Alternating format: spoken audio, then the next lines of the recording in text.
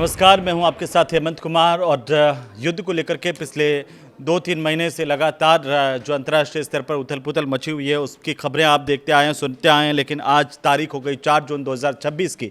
तब आखिरकार America Iran के बीच की स्थितियां क्या हैं, उन पर ज़रा विस्तार से हम बात करेंगे, बताएंगे कि आखिरकार कहां पर धमाका हुआ और एक भारतीय के मारे जाने की खबर मिल रही है।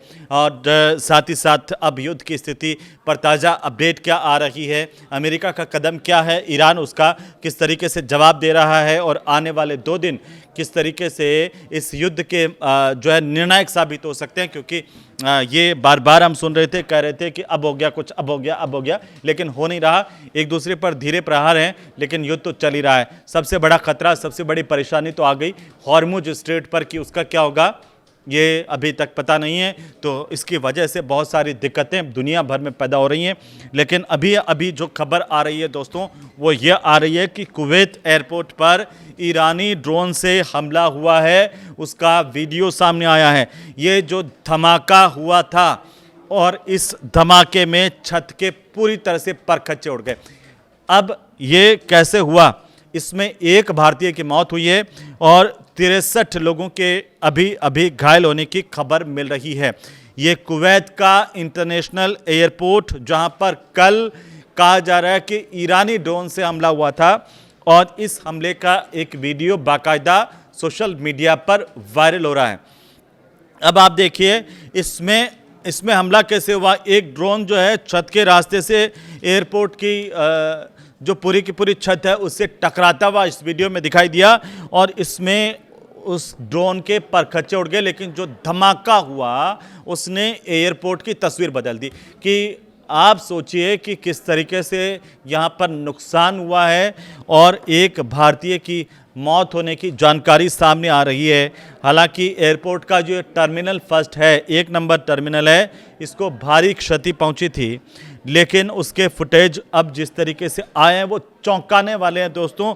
लेकिन ये हमला आखिरकार क्यों किया गया और क्या वाकई ईरान का ये ड्रोन था जिसने हमला किया कुवैत के एयरपोर्ट पर, ये सवाल अब पूछे जा रहे हैं। लेकिन आपको मैं बताऊं कि ईरान जो है वो जंग रोकने का जो प्रस्ताव अमेरिकी हाउस में पास हो गया है कि ईरान के साथ जंग रोक दी जाए, इस तरह की खबरें अंतर्राष्ट्रीय मीडिया के माध्यम से मिल रही है। अमेरिका की जो प्रतिनिधि सभा है दोस्तों, अमेरिका की प्रतिनिधि सभा में की तरफ से ईरान के खिलाफ सैन्य अभियान से को रोकने से जुड़ा एक प्रस्ताव पारित किया गया है। अब भाई इसके मायने क्या हैं? क्या इससे युद्ध रुक जाएगा या फिर अमेरिकी प्रतिनिधि सभा इतनी मजबूत है कि ट्रंप को उसकी बात मानने के लिए विवश होना पड़ेगा, कोई हमला नहीं होगा? ये अलग अलग बातें हैं। लेकिन ये जो प्रस्ताव क्या है, प्रस्ताव में ये कहा गया कि अमेरिका के जो राष्ट्रपति है ट्रंप, उन्होंने कांग्रेस की मंजूरी लिए बिना सैन्य कार्रवाई को जारी रखा, जो वो नहीं कर सकते हैं ट्रंप। ऐसा बिना कांग्रेस की मंजूरी के सैन्य कार्रवाई को जारी नहीं रखा जा सकता है। ये इस प्रस्ताव की सबसे मोटी लाइन है। अब हाउस ऑफ रिप्रेजेंटेटिव्स जो हैं उसमें यह प्रस्ताव 215 और 208 वोटों से पारित हुआ। 215 इसके पक्ष में थे, 208 इसके विपक्ष में पड़े, लेकिन 215 वोटों के साथ ये पारित हो गया। 4 रिपब्लिकन जो सांसद हैं उनकी तरफ से भी डेमोक्रेट्स का साथ देकर ट्रंप के खिलाफ वोट किया गया है।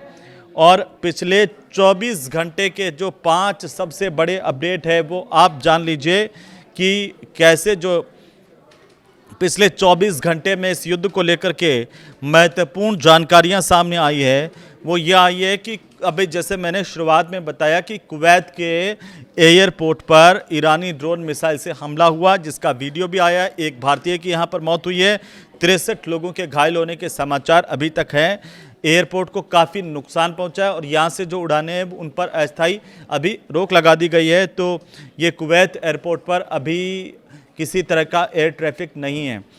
ईरान ने कुवैत और बहरीन को चेतावनी दे दी है। पिछले 24 घंटे में यह भी हुआ है कि तेहरान ने कहा कि अगर किसी देश की ज़मीन का इस्तेमाल ईरान पर हमले के लिए हुआ तो वो जवाबी कार्रवाई करेगा। ये चेतावनी ईरान ने कुवैत और बहरीन के लिए दी है। अब ट्रंप क्या कह रहे हैं? ट्रंप जो बार बार बयान बदलने वाले व्यक्ति हैं, वो अब की बार ये कह रहे हैं कि ईरान ने परमाणु हथियार नहीं बनाने की शर्त मान ली है, लेकिन ईरान की तरफ से आधिकारिक तौर पर अभी तक इसे लेकर के कोई बयान जारी नहीं हुआ है। लेकिन ये दावा अमेरिका के राष्ट्रपति ट्रंप का है कि प्रस्तावित जो समझौता है उसमें ईरान परमाणु बम नहीं बनाने का वादा करेगा। अब नेतन्याहू क्यों भड़क गए हैं, ये भी दुनिया में चर्चाओं में है कि एक रिपोर्ट ये कह रही है कि लेबनान में इजराइल के जो हमले हो रहे हैं और यहाँ पर जो तनाव जिस तरीके से दोस्तों बढ़ रहा है, उस तनाव को लेकर के ट्रंप ने नेतन्याहू से नाराज़गी जताई है और ट्रंप पर नेतन्याहू भड़के हुए नजर आ रहे हैं, पागल तक कर दिया है। जो दोनों मिलकर के जिस तरीके की बातें आ रही थी, अब उनके अंदर कहीं ना कहीं दरार, कहीं ना कहीं फूट की स्थितियां हैं। तो अब आप खुद सोच लीजिए इस युद्ध का क्या होगा। पांचवी बात, जो बड़ी बात है, वो ये है कि लेबनान में इजरायली सैन्य कार्रवाई तेज हो गई है। हिजबुल्लाह ने 13 हमलों का दावा किया है, जबकि इजराइल की तरफ से कई इलाकों पर हवाई हमले करने की जानकारी सामने आ रही है और यहाँ पर लोगों को घर खाली करने के भी आदेश दिए गए हैं। तो स्थितियाँ अब गंभीर है। लेकिन इस वीडियो की जो सबसे बड़ी बात है वो मैं आपको बताने जा रहा हूँ, वो ये है कि अमेरिकी संसद पर ही अब ट्रंप भड़क गए हैं। ये सबसे बड़ी बात है। और ये कहा है अमेरिकी संसद को ट्रंप ने कि मेरी ताकत घटना देश हित में नहीं है, देश हित के खिलाफ है। तो ट्रंप क्या वहाँ पर राष्ट्रवाद के जरिए अपनी रोटी सेकने की कोशिश अमेरिका में कर रहे हैं? ये सबसे बड़ा सवाल है।